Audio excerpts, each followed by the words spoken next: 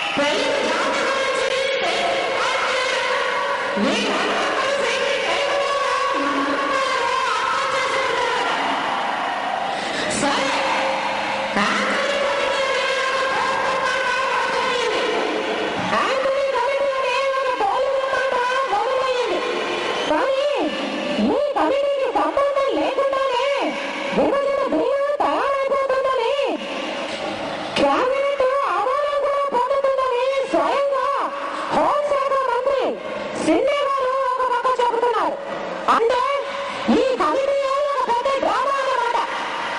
ఈ కమిటీ అభిప్రాయాలు సేకరించిన పెద్ద డ్రామా, సేకరించిన అభిప్రాయాలను పరిశీలించిన పెద్ద డ్రామా, పరిశీలించిన తర్వాత ఒక నివేదిక తయారు చేయడం అన్నది ఇంకొక పెద్ద డ్రామా.